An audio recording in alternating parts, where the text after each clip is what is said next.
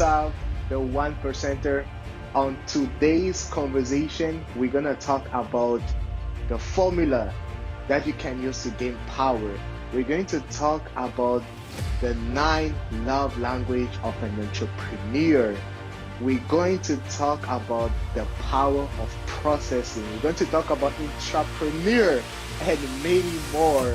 With that being said, let's go ahead. And if you find value in this video, please do not forget to subscribe.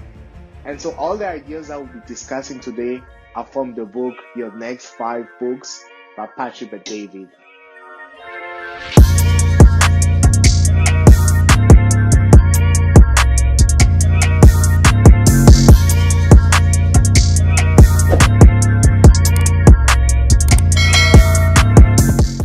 And so today I'm joined again by the one and only Crispy Q. Good, y'all. How y'all doing? Just happy to be here. Like this is an exciting book. I can't wait for us to actually dive into it.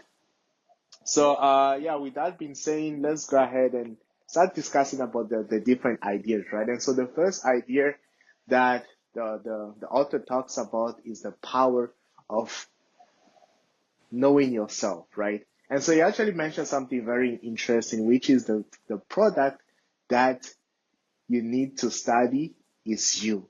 Why do you think so? Why do you think it's important?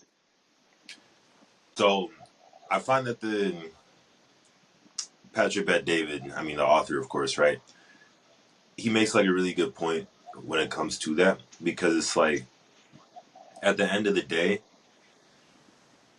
you are the one that pretty much is behind everything that you're trying to create, right? And if you don't have an understanding of yourself, if you don't have an understanding of how you're going to react when like adversity strikes when you're trying to build something up, if you don't necessarily Mm-hmm. know what your purpose is, then you can't necessarily put that into anything that you build. So it's like before conquering the business world, you first got to conquer yourself.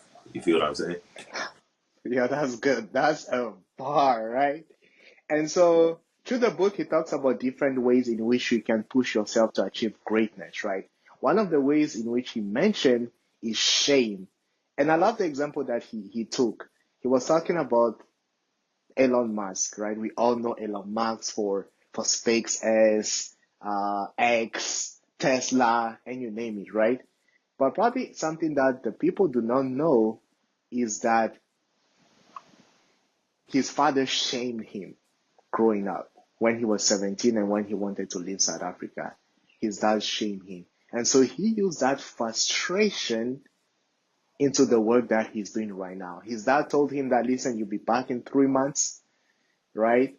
And you will do no good in this world. So he kind of channeled that frustration in order to become the person that he is today. So what are other ways, we can use those emotions to drive us? What are different ways? I feel like there's like a variety of ways, right? So it's like looking at Mm-hmm. the Elon Musk example, right? That was definitely something. I think he also brought up the whole example of Michael Jordan when he didn't make the varsity basketball team. Mm-hmm. He when he made the Hall of Fame, he invited the guy who they picked over him to come Mm-hmm. to his speech. I think even just looking like within like my life, a lot of the drive that I personally get is because of certain like failures and certain, negative experiences that I've thought about or that I've experienced in the past. It's like whenever I have that like moment of like lethargy, whenever I have a moment of should I continue on, there is no fire starter like pain. If you can Mm-hmm. get back into that mode where that person told you that you couldn't do this, where you got cut from that one team, where you were disrespected by that one person, if you get back into that mode, it gives you a fire that literally nothing can stop. How about you though? What would you say? Would you say that you have like any examples of like um different things that people have said, or like uh, people counting you out that drive you in your current Well, experience? yeah, there's different things that people do to me, but without getting so much into the details, whenever I hear certain things, I use that frustration, I channel it into probably overworking, overstudying, reading multiple books. And of course, uh, throughout a long period of time, you start seeing those results, right? But there's definitely something when people look down on you, when you feel like you're the underdog and you have to prove something, right? So when that happens, instead of being discouraged, instead of feeling down, as a 1%er, we have to understand that you can use that energy, that frustration into making your dream become true. And in the book, he also talks about different drive most people have, right? One of them is survival. Uh, and I really like what Tony Robbins says. He says, if you want to take the Iceland, you need to burn the boats, right? And so that was not in the book, but it's an illustration of the idea that Patrick Bet David was trying to make. And so probably some of you know the story of Herman Cortez in 1519 when he was about to when he had the intention to conquer South America, the Aztec Empire to be precise. But then previously to him, many people came and tried to conquer that territory, but they were not able to succeed. And so he decided to go on that journey anyways. And his troop, composed of probably 600 men, they landed finally on the island, right? And so everybody was excited. All the soldiers were excited. And so they were waiting for the order of that general, Cortez. And you know what he said? What do you say? Burn the sheep. Everybody was confused. So why would he say that? By saying that and by doing that, he was basically communicating to his soldiers that there's no way back, there's no retreat. It's either we win or we're gonna die trying. That's huge. That's definitely huge. If we kind of look at like the, because in the book Patrick Bet David talks about how there's four things that do drive most people. Survival is definitely like the thing where it's like it's the most basic one, right? It's like in the example that you talked about, like they have to succeed or they're going to die. You know what I mean? There's no backup Hmm. plan. So Right. it's like that is definitely the most core one. He also goes into status being a driver for people. It's the, you know, getting the titles, getting the cars, the standard stuff. Hmm. Freedom is another thing that drives people. Financially, being Hmm. financially free, being able to travel whenever you want, being able to make your own schedule. And then the one that Patrick Bet David in the book says is the most effective driver of people, purpose. These are the Hmm. people who have a God given calling, have Hmm. a reason why they're doing what they're doing, and they put everything Hmm. they have into making sure that that gets accomplished. A lot of the times with a lot of these purpose driven people, it's they're driven by trying to do something that's never actually been done before. Hmm. If you look Hmm. at, if we go back to the Elon Musk example, Hmm. a lot of the things that he's doing are things that really have not been done before. But Hmm. he has such like a drive. He has such like a he appears so purpose driven that even though it has not been done before, he's able to push past Hmm. that and make sure that he gets it Hmm. done. So, Right. what are your thoughts on that though? No, absolutely. And so Elon Musk is one of them. And of course, some organizations are driven deeply by their mission. But most importantly, when you look into the people who have made a mark on this world, you realize that what really the driver was something deeper, which was their purpose, right? Talk about Martin Luther King, Gandhi, and you name it, right? A lot of successful people. And so, as a one percenter, you really have to find something deeper than just the surface level things, which is probably your purpose. So I definitely agree with that. And there's other things also that motivate people, which is advancement. So some people are motivated by their next promotion, completing the task, meeting a deadline, and reaching their goal, and just different things, right? So as a one percenter, as a leader of a team, you have to really understand and ask the question, is my team member motivated by advancements, right? And some other people are motivated by individuality, lifestyle, recognition, and security, right? But Patrick Bay David talks about different kind of motivation, which is madness. Would you want to expand a little bit on that? I would like to expand a little bit on that. When I saw the madness thing, I used to have this thing where I used to think that I wouldn't say that I used to think that I was crazy, but I used to think that everybody used to think the way that I used to think, right? In Mm, terms of having a relentless desire towards success, and even sometimes creating situations within my head that would drive me towards success, right? mm-hmm, Quickly found out that that's not actually a common thing. Most people aren't necessarily psychotically driven towards success like that. But right. if you look at some of the highest achievers in society, by the way, to go to the madness point, the madness driven by madness really just means driven by like past hate comments, past uh, enemies, creating like your own enemies in your head in order to drive you, that type of thing, right? Mm-hmm, mm-hmm, If you look at some of the more successful people in society, right? As we talked about, the Michael Jordan, the thing with him invited or him holding on to not making the team back when he was in high school is one thing. Another thing was if you watch The Last Dance, one thing that mm-hmm, he talked about was whenever he would go into a game, he would create a scenario in his head that somebody said this about his mother, somebody said that about his family member, somebody said mm-hmm, this about him in the paper, mm-hmm. and that would be what he would utilize as the fuel to go out and drop 50 on everybody back in the day. You feel what I'm saying? So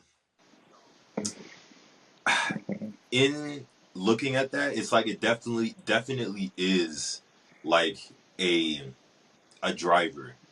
It definitely is a driver. It's not necessarily for everybody, but it definitely can be a driver. I would also say if you are predisposed towards that, from what I've seen in my own experience, it's probably best that that's like not the main thing, because it can be like the gasoline that gets you started, but it shouldn't be the reason why you're doing what you're doing. There's a lot of examples of people who do get into things just because they're trying to prove somebody wrong. They're trying to prove all their naysayers, all their doubters wrong. They do get to achieve that thing, and yet they're still not necessarily in a holistically positive or healthy headspace. It's like hate can't necessarily be the main driver, but it can be a gasoline to get you to the place that you want to get to. Ultimately, you want to be fully driven by your purpose. Right. And yes, driven by purpose, but also once you have that fire that burns within you, right, it will only carry you until a certain distance. After that, you have to be able to use some systems that will help you to continue doing those things, although you're running out of that frustration, although you're running out of that gas, right? And so the point here is that you, as a 1%, you have to understand the things that truly drives you and use that for your advantage, right? The second point, or the second idea that he talked about, that we'd like to highlight, of course, in our podcast today, talked about the difference between entrepreneur and intrapreneur, right? So, what do you think are the difference between entrepreneur and entrepreneur? Because everybody, you hear a lot of people saying, "I want to be an entrepreneur," but there's still ways in which you can make money by being an entrepreneur. Absolutely. Yeah. I mean, an entrepreneur is pretty much just an entrepreneur within a system or within a business. Entrepreneur, like as a lot of the one percenters are kind of know, and also kind of know, are people who innovate different systems to create like a business, to create change within like a certain context, right? Mm-hmm. Entrepreneurs are the ones that are doing the exact same thing except within like a business. So if we look at a guy like uh, Steve Ballmer or Michael Jordan, right?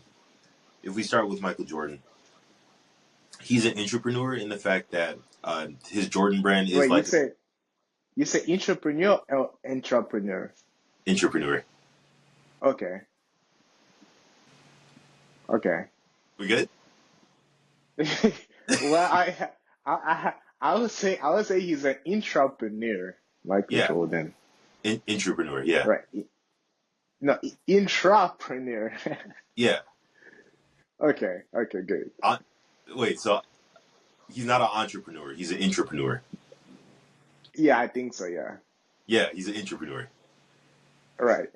It's the words sound very similar, Oh, right. but no. I know it can be confusing. Mhm. No. So Michael Jordan, one of the more successful entrepreneurs uh, in modern times. His Jordan brand is a subsidiary of Nike, right? So Right. Phil Knight would be the entrepreneur.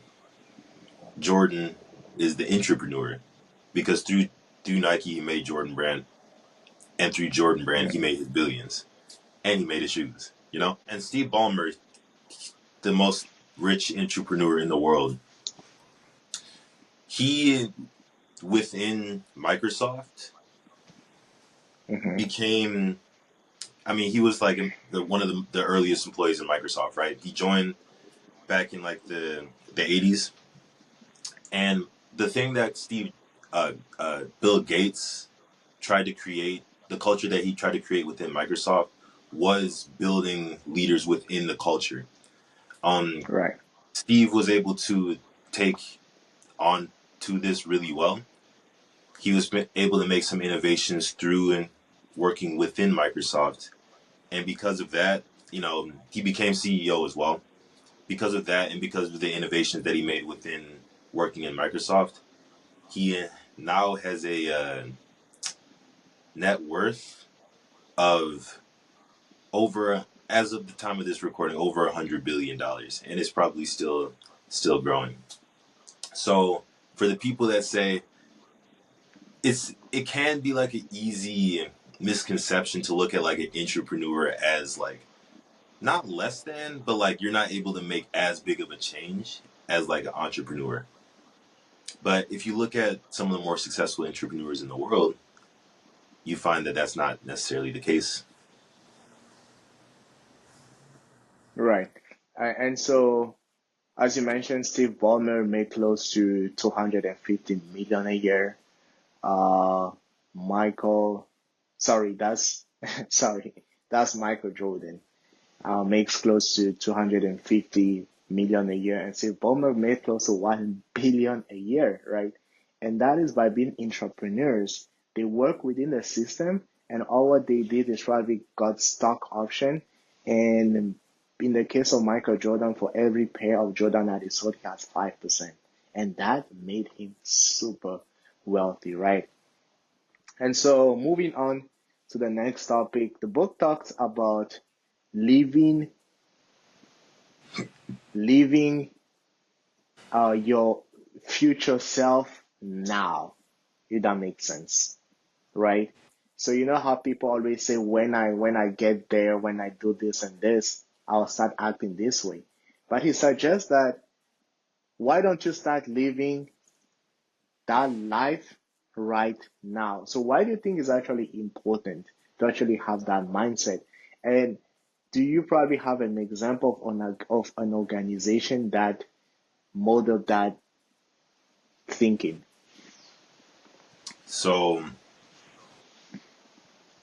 to answer your first question, right? It's very important because I mean, if you don't necessarily see it, there's nobody else that's going to see it for you. If you don't have the Right, framework within your head, then you don't know what you're going to reach. right, And if you don't necessarily know, if you don't necessarily believe something about yourself, it's not going to happen. You know, mm, as people like within the business world, it's like we always hear these sayings about like how important the mind actually is. But it actually is very important if you look at like the way that things happen in the real world. right, When you talk about like example of this happening in like the marketplace, if you look at businesses that have like a defined mission statement, so like the SpaceX mission statement is one day we're going to reach Mars, right? Something along those right. lines. Mm-hmm. The fact that that is like the mission statement, it communicates that that's something that they believe that they can accomplish, and the way that they act within like Mm-hmm. the company culture. If you speak to anybody that works within like the SpaceX organization, they act like it already has been done in a sense. This is something that's never Right. necessarily been done for people on Earth, right? Mm-hmm. The way that they act is the fact they act in a way of like they already got it. They already got it in the bag, basically. And you have to have that type of confidence if you're trying to do something as major as that. Right. And the book also talks about IBM, right? So IBM lived their future truth while being in the present, if that makes sense. And the way it looks like, so they went through multiple steps, right, in order to get that done. The first thing is that they had a clear picture, right? IBM had a clear picture of of how they want to look like, right? And so once they have the clear picture of how they wanted to look like, it was easy to act according to that clear picture. And then this is something that the founder, Thomas Watson, said. He said, I then realized that unless we began to act that way from the very beginning, we will never get there, right? So just probably as a 1%er, you think that yeah, once you get investors, people invest in your company, once you do this and this and this, then you're going to start acting this way. But this suggests otherwise. You have to start acting your future self basically now, right? And so one of the story that I truly like is from Jay-Z. Way before, right? Jay-Z even had a car. He will practice his acceptance speech way before he even had a car. That is actually crazy. He used the power of imagination, right? People around him would be like, are you crazy? Are you out of the mind? But there's just something powerful about living your future truth right now, right? And so the book talks about the different qualities, right? Going back on the topic of entrepreneur, right? It breaks down uh, five quality of a successful entrepreneur. Because maybe some of you are wondering, am I an entrepreneur? Entrepreneur, what is it, right? So could you walk us through what are those um, five qualities? Absolutely. So, five qualities of an entrepreneur. An entrepreneur thinks like an entrepreneur. Mm. An entrepreneur works like an entrepreneur. An entrepreneur possesses the urgency of an entrepreneur. Right, An entrepreneur innovates like an entrepreneur. And an entrepreneur protects the brand and the money like an entrepreneur. So, what does all this tell us? right, Entrepreneurs and entrepreneurs are basically the same, except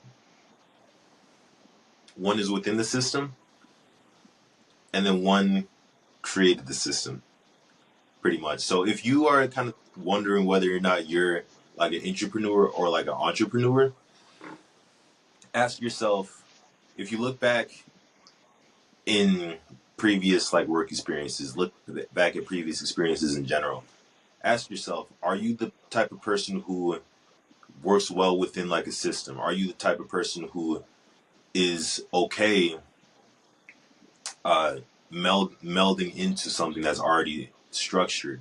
Or have you always been that person that doesn't necessarily want to be told what to do? Are you always that person that wants to kind of do your own thing, and you hmm, have like the vision of how you're going to do it all the way down to the T? You're likely an entrepreneur. hmm. But if you're cool working within the system, you're likely able to thrive a lot more within the entrepreneurial role. Right. And so it goes back to the idea again, know yourself, right? The best product for you to study is yourself. But there's something very common. There's some similarities between entrepreneur and intrapreneur. And the similarities is that they both are great processors, right? They can both think, they can process issues very well. So why do you think it's important to be a great processor? Because as an entrepreneur or entrepreneur, your job is basically how to solve problems. You know, Right. that's one of the Mm-hmm. things. And in reading the book, that was honestly one of the things that really stuck out to me was that Patrick Bet David said, whenever people ask him what it takes to be a very successful entrepreneur such as him, he says the number one thing is the ability to process the issues. Because on a daily basis, you're going to be dealing with issues, and you have to know how to deal with them in the most effective manner possible. Um, what about you though? What are your thoughts about like why it is so important to be like a processor as like an entrepreneur? This is why I believe it's you have to be a great processor, right? Whether that's entrepreneur, CEO, if you're in a leadership position, you have to be able to process well and make the right decision. Because I forgot where I heard it, but it says an organization rise and fall through to leadership, right? So the higher you are, the more you are judged by the decision that you make, because the decision that you make have the potential of affecting a lot of people, right? And so he suggested kind of a framework, right, of how to actually process that information. The first one is investment, right? So you have to ask yourself the question, how much will it cost and save you? So let's say a project come, just think about, okay, how much are we will it cost us? But also, how much are we gonna save by probably investing in this software, right? So what are some other things he suggested that we can use as we process information? I think the initial is I. TR, right? So I is for investments. And then T is for time. How much time will it save us? The language of business is speed. And so if something is able to save you time, then that should be something that should be greatly considered. And then we got R, which is calculating the return on the money and the time involved in the decision. So if you put all of it together, it pretty much is like the basic business equation of time plus money equals results. Mm, How much time does it take? How much money do we need to spend? How great is the value that's going to be produced? mhm. Right. And so maybe some of you are asking the question, am I a great processor, right? Or what are the qualities of a great processor? Well, let me tell you this. The first thing is a great processor asks a lot of questions, right? Asks a lot of questions. There's more questions there's more question than statement made, right? And so a great processor will ask a question and then he'll ask why, right? Why the first time? Why second time? Why third time? Why four times? Why five? Until you really get deep into the root cause of the issue. What are some other traits of a great processor? Well, another great trait, and that's honestly like a really huge one. They don't necessarily care about being right or wrong. A lot of this stuff is Mm, a trial and error type of thing. And so you can't necessarily be afraid of the failure piece. You have to be able to put yourself out there and not have a care in the world whether or not you are right, whether you are wrong. mhm, Um Also, you don't make excuses. You gotta make sure that mm, you get the job done. And if right. it's wrong, as a leader, as a great processor, it's your fault. And Mm. you have to find a way Taking to accountability. Hmm. 100%. And it's like you have to find a way to overcome that and make sure that it doesn't happen again. What would you say some of the Right. other traits are? Well, the other trait is they like to be challenged, right? And that honestly that can be actually very difficult, right? Because it kind of hurt the ego when you're being challenged, right? When some other people are trying to push a little bit the envelope, it can feel a little type of way. But the great processor will love the challenge, right? When you look into like different athletes, they love the challenge. Cause when the challenge is up, they rise to the occasion. Mm. And also they're actually very curious. They always ask questions, right? So without mentioning the name, I know a person mid 60. I mean, he's still very much curious about what's going on with AI. When people in his age, they're like, probably this is too late. This is not this. Our time is gone already. But still, at that age, still asking so many questions. So being curious is a sign of being a great processor, right? And so another one is that they prevent more problem than they solve, right? They are not here to create problems, they solve they solve issue more than they create. So if you're in a place in which you are creating more problems than you are solving, not a great processor, maybe you might not be helpful to the Yeah, organization, right? And so, yeah. what are the last things? What are the last qualities of a processor, of a great processor? I'm about to say if you're creating more problems than you solve in any area, that's not good. Pretty bad. Oh, But T, 100%. um, great processors are also great negotiators. Mm, Um, with negotiating, like it there definitely is like a skill that comes within it. But as a great mhm, processor, you're going to have those different skills. And then mhm, finally, processors hit the root. Processors don't go for band-aid fixes. they try to tackle an issue at the root so that it doesn't germinate and become like a cancer to their entire company or their entire situation. So Right. definitely like Mm-hmm. a lot of traits, and um it definitely does take work to be a master Mm-hmm. or master all 8 of these traits. Right. But as my good man Sam said, if we look at one of the traits which is liking to be challenged, if you find somebody that is uh, respectable, somebody that is like a leader and somebody that has like your best interests in mind to be able to challenge you in these areas, they definitely will you definitely will be able to improve towards becoming a even greater processor and thus becoming a even greater entrepreneur slash entrepreneur. Right. There's actually something that pops up in my head as you were talking. Going Mm. back on the aspect of negotiation, Patrick by David puts the audience on game. He said to have leverage into a negotiation, you need to have more options. I'm gonna say that one more time.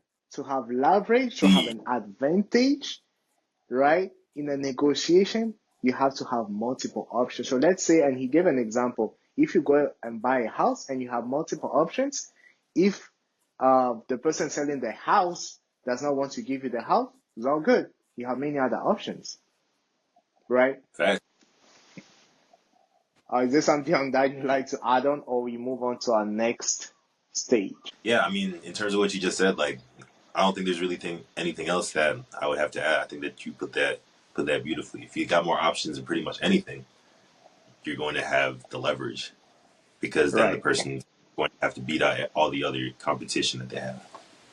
Right. And so one thing that Patrick Bet David talks about in the book is that in order to retain talent, you have to recognize talent, right?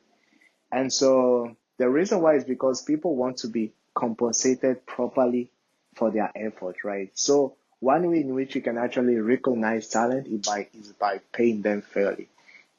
And so I think I was reading a book some other time, and it talked about the fact that if people do not feel like they are paid fairly as compared to the people that are doing the same job but outside of the organization, and also the people who are doing the same job within the organization, it might create issue in which instead of truly focusing on the work that's been done, most of the conversation of they'll be really thinking a lot about compensation, right?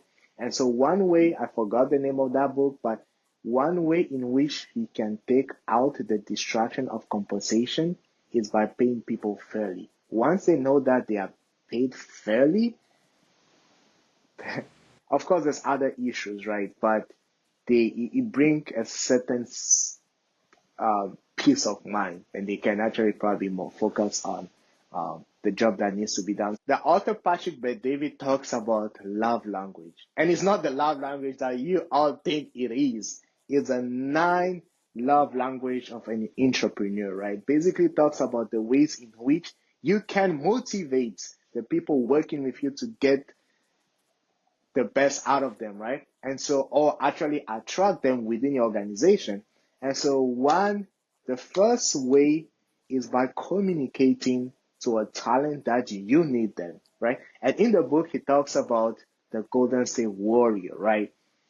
Was it in 2017 when my favorite player, Kevin Durant, decided to join the Golden State Warriors? Now, there's a lot of feelings about that. We move on out. But the point is that Draymond Green or the leadership of the Golden State called him and they basically say, hey, we need you. And as a result, LeBron James, Kevin LeBron. Durant decided, Kevin Durant decided to join the Golden State Warriors. So one way in which you can actually show appreciation to the people working with you is by telling them that you actually need them.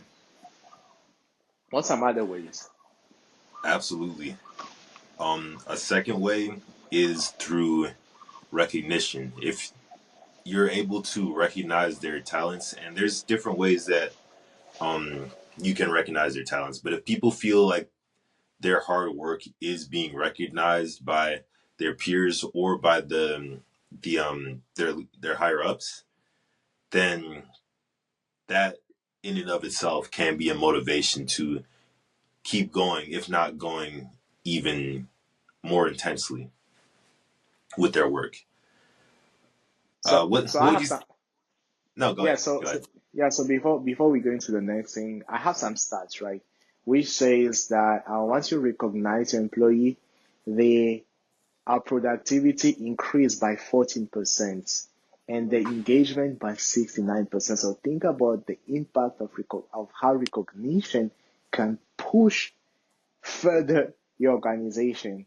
Some other ways of recognizing the people you work with is by praise, right? And praise can be done in different ways. It can be public, it can be private, but also it can be behind the back. So behind the back it can sound very negative because most of the time we wouldn't want that. But if, for example, I talked, I talk about you to somebody else and say how good of a person you are, and eventually maybe you meet the person, he'll be like, "Oh yeah, I heard about your good work." It will make you feel a little bit type of way, right? And so another way um, in which you can actually motivate people get the work done is that some people, yes, they like freedom, independence, but some people they just like to be told exactly what needs to be done. So you tell them, I need this work done this way at this time. They will love it, right? And Facts. so, what are some other ways? No, those are all huge. I think the next way is through vision. And by vision, if you're able to have the skill to paint a picture about the future that the people within the organization can resonate with, Right. that in and of itself can give people the drive to achieve. If you're a great leader, Mm-hmm. you're going to always try to sell the future of where the team is going and where things within the organization is going. It should be a continual thing. Uh, there's certain like times in which like being a visionary is more important, like within the timeline of like a business. But even in the times of like business maturity, like in startups, like being a visionary is like the most important thing. But even Right. as like your business reaches like maturity, you still want to have like a visionary aspect of the way that you lead the people, so that they Mm-hmm. always know where they're headed. The vision should always be future focused. Right. Was there anything that you want to say along those lines? Yeah. So, sometimes as probably a leader, you might face a situation in which people do not really support you in the vision that you have. It might be possible, right? And I was reading a book the other day which says it's okay if some people do not see the vision, or if they do not embrace, or if you don't find the buy in the vision that you have for whatever it is, right? But as long as people see that you yourself you are fully sold on that vision, they can actually be willing to walk on that journey with you because of the enthusiasm, the energy, and your belief towards that vision. They'll be like, huh, maybe I should be motivated. Maybe we should get this done, right? And so the author talks, of course, about the dream, right? And also involvement. Some people like to feel like they're actually part of they want to know that their opinion actually matters. And so you by asking questions about how they feel will make them want to contribute even more, right? And so other people is just a challenge, right? It's just a challenge. So basically the Facts. way it looks like you just tell them, hey, I know you can do more than this. What's going on? Right? Why are your point per game dropping? Why is the company losing money? Can you help us to bring those numbers up? Can actually be a source of motivation. Tell them that I need you now to why don't you help us get to 20 millions? I need you to give us 30 points per game and challenge them in a way that will fire them, and eventually you should be able to get the results. And so this is we are getting close, but and so if you find value, don't forget to subscribe to this YouTube channel so that you do not miss any of our coming videos. And so now the author talks about the 5 deadly sins of entrepreneurs. So 5 deadly sins of an entrepreneur. Do you want to walk us through what are those sins so that you can avoid falling in that pitfall? I will walk us through the 5 deadly sins of entrepreneurs. The first deadly sin: being too cheap and spending unwisely. Mm. The second deadly sin is letting the wrong people have influence over you. The third deadly sin is having a royalty or entitlement type of mentality. The fourth deadly sin: refusing to adapt. And the final deadly sin is obsessively comparing yourselves to others. So let's kind of, unpack that a little bit, right? So the first one is being too cheap or spending unwisely, pretty much being financially irresponsible. So Sam, why would you say that that would be one of the more important deadly sins? Why do you think that Patrick Bet-David included that as like the first deadly sin in his list? Right, because there's two extreme about it, right?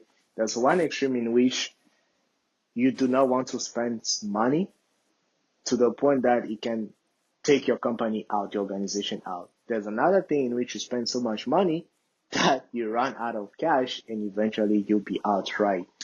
And so, for example, going back into not wanting to spend so much money, maybe you are holding on to the money, or maybe for different reasons you do not want to spend the money on adopting or buying some new software, and your competitor do the same, and now they have an edge over you because their process is better, they are faster, it's innovative, and you are left behind.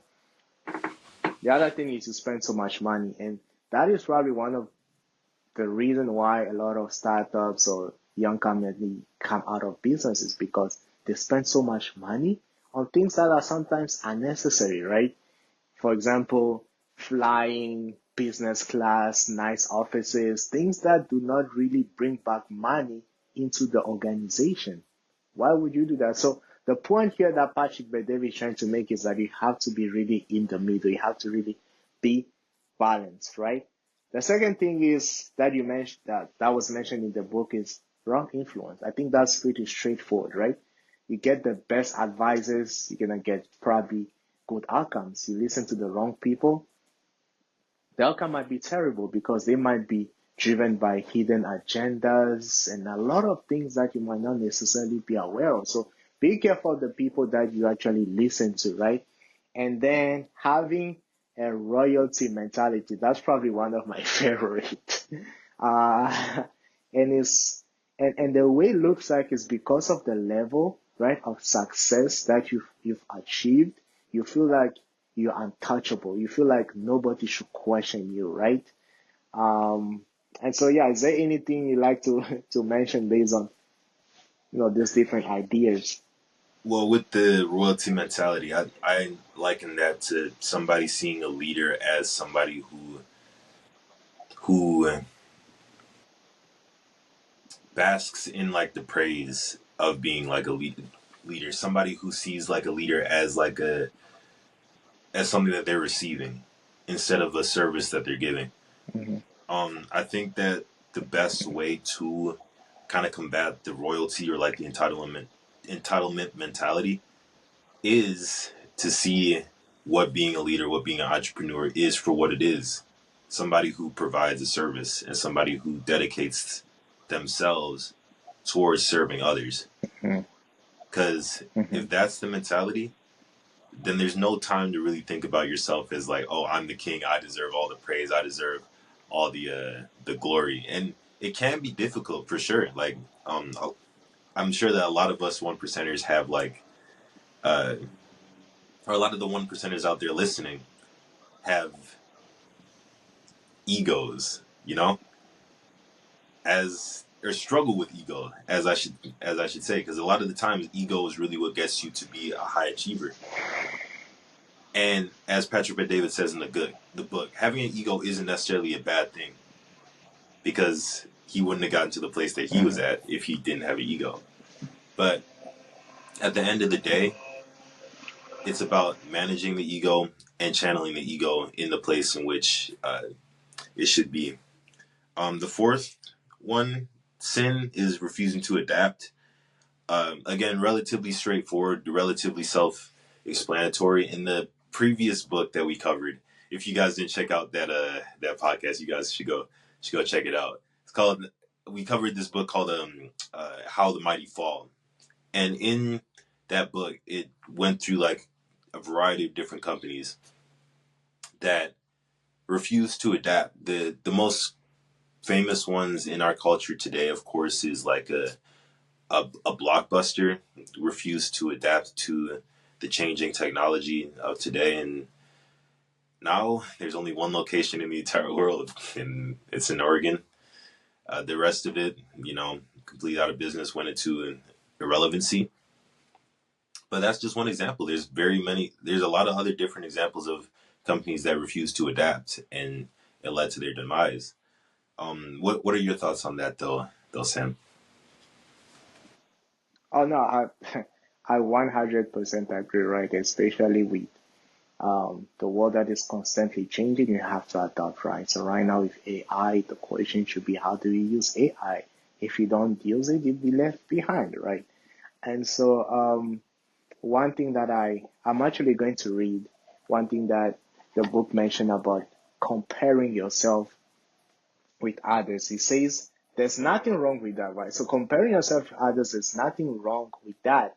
What is wrong is when you obsess about someone else, a competitor, your brother-in-law, your mentor, and you don't focus on your strategy and objective, right? So there's nothing wrong about that, but at the end of the day, you have to focus on your strategy. You have to focus on your objective because it's about you and becoming the best version of yourself, right?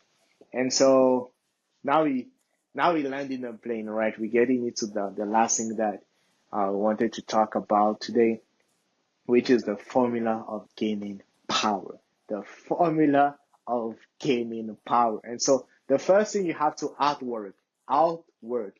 Second thing is out improve. Third thing is out strategize, and the fourth thing is outlast. Why do you think those are important? Well, they're very important because in the power game and in the business game, the name of the game is at the end of the day survival. Who can outlast their competitors, right? And in doing so, right, you have to outwork your competitors. You have to work harder than them. You have to work smarter than them, which puts the out strategize into play. And then going back to like our previous point about the importance of adapting, the importance of not staying stagnant.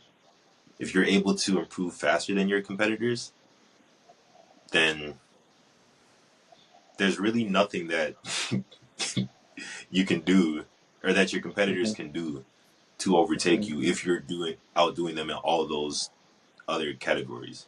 You know, Right. so it's imperative that those things are to happen if your goal is to like gain power in like a marketplace. Right. And so as you know, you before you actually conclude, um, there's one thing that I picked up from one of the book by Ed Milet. The Power of One More, I believe, or yeah, The Power of One More. I think that's the title of the book, and he defines success in a very simple way. Success is a number game. It's a number game, right? And when you look about it, Walt Disney, which is one of the greatest companies today, basically they understood that success is a number game, right? So the founder of Walt Disney, he failed 300 times.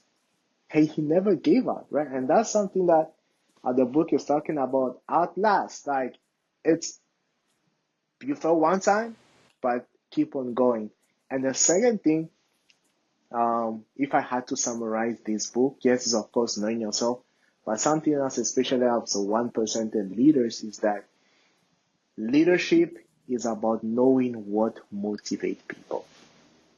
And that's it. I'm done. I'm done. I'm done. I'll end on that note. Thanks. No, that's honestly a great place to land the plane right now. As a leader, you got to know how to motivate people. So, you know, very thankful to have this conversation with you, Sam, and hopefully, Oh, yeah, the that was great. 1%ers um, that we were fortunate enough to have listened to us today. I hope that you guys were able to gain some value.